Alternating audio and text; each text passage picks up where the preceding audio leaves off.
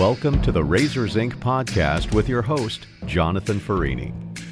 Money does not equate to talent or success. A wise man once said, money will buy you a good dog, but it won't buy the wag of its tail.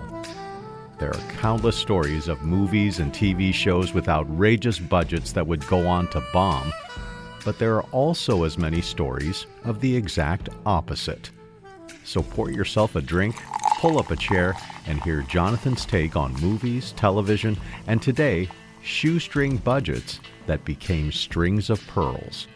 Here's your host, Jonathan Farini. Welcome to the Razors Inc. podcast.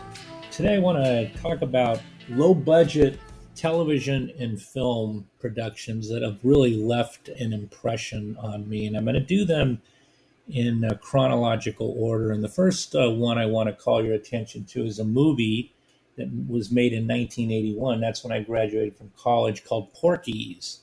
You've probably heard about it. If you haven't, you got to check it out. And really, it's a low-budget film made about some high school boys growing up in Florida in the 1950s. Now, ladies, before you tune out of this with a sigh saying, oh, not a coming-of-age movie about boys or men, hey, listen, you got to look at this film from the lens of how women were depicted in the 1950s within an educational environment.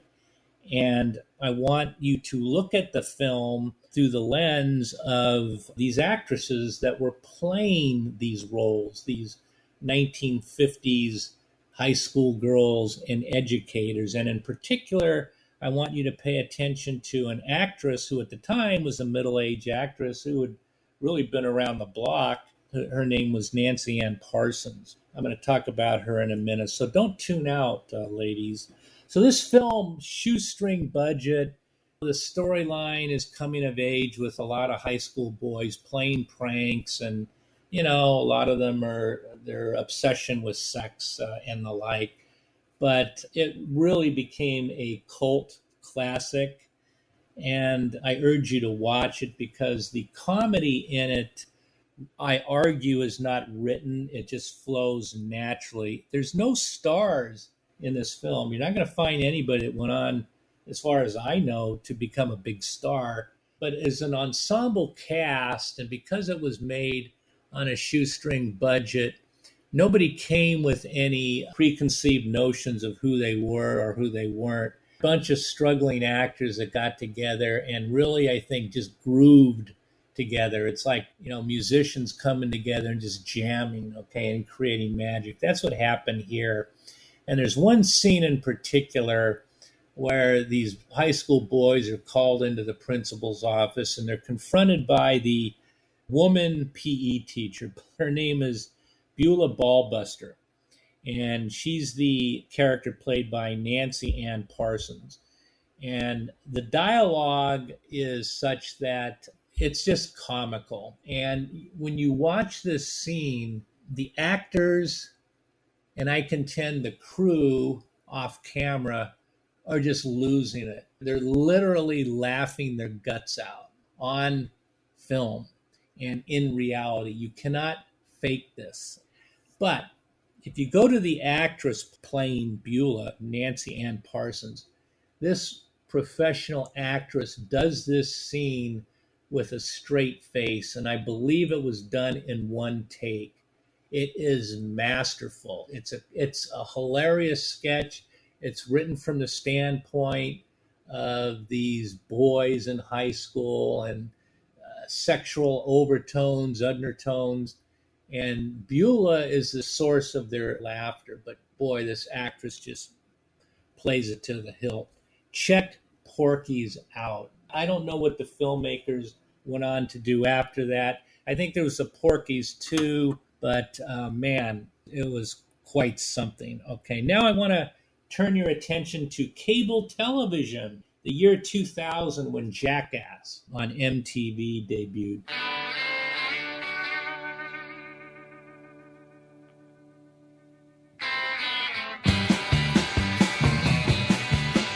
The thing about Jackass was to me, and the purpose of this podcast is shoestring budgets producing strings of pearls, meaning great content and profitable. That is basically a bunch of stuntman quality skits done with low priced but talented camera people on a shoestring budget. And a bunch of guys that got together, nobody knew who they were. I think the only one that really developed a long-standing career out of that is Johnny Knoxville. He and a guy named Spike Jones, the producer, conceived this. I believe there was a lot of preparatory work done for those stunts to keep people from getting killed. But nonetheless, I have to tell you, I can tell from the production quality, it's a shoestring videotape. Hire a few guys or gals with video cameras, shoot the thing, take it back to the studio and edit it and throw it up on MTV. And then it went on for, I think, about a decade, and then it spun out into, of course, the movies. But I'm just in awe of it because it is basically stunts, guys having stunts like they would in everyday life, shot on videotape. Okay, you can't get any more economical than that. And then it's creative when they go into the real world and they dress up in costume. It's kind of like a candid camera, if you're old enough to remember that, where you put actors in real life and you confront real life people and you tape their reactions. You know, those are absolutely gems to watch. Now I'm going to cut to 2004. I'm going to talk about a film called Napoleon Dynamite. This is directed by a guy named John Heder. You know, to be honest with you, I don't know much about his career after Napoleon Dynamite, but it's the little film that did a lot. I'm not going to tell you the storyline about it, but it was shot in Idaho for $400,000. It debuted at Sundance and was picked up by Fox Searchlight Pictures, and it just became a cult movie. The writers, I think they were brothers, a couple guys named Jared and Jerusha, I think his name is Hess. And again, I don't know what they've gone on to do, but what they accomplished here with Napoleon Dynamite in the box office, that I understand, if it's accurate, is $48 million. And that's a $400,000 film.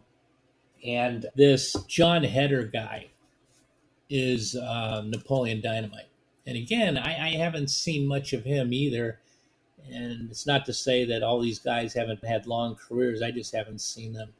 But he plays Napoleon Dynamite. And there's a scene in here where he plays kind of a dorky character in high school, the brunt of jokes. But there's this scene where he does this dance. I'm sure he rehearsed it, but I'm going to tell you his moves were natural. And he's a tall guy, and he was busting dance moves that were suggestive of a professional dancer. You got to see it or go back and see it, and your jaw just drops. And it's just a sweet movie. It's a kind movie. And it just leaves you feeling really, really good. So the point of this podcast was just to talk about low budget, out of left field productions that came together and really created magic in a bottle. And think about other examples of your own. And if you're a creative and you're getting started, use these as examples to motivate you, because anything is possible. You know, put your heart into it. If it's genuine, it's going to show on film or videotape or on the stage. So listen, food for thought. Be good to yourself.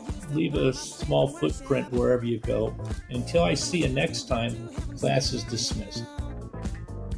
And not for nothing, Jonathan, but Kim Cattrall and Porky's as Honeywell or Lassie? Let's just say Samantha from Sex and the City knows how to make a big screen debut. You've been listening to the Razors Inc. podcast with Jonathan Farini. Be sure to check out Jonathan's collection of fiction at the Jonathan B. Farini Story Collection at jonathanfarini.com. There you'll find everything from drama to romance, something for every reader.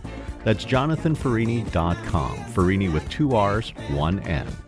Or drop an email to razorsincpodcast@gmail.com.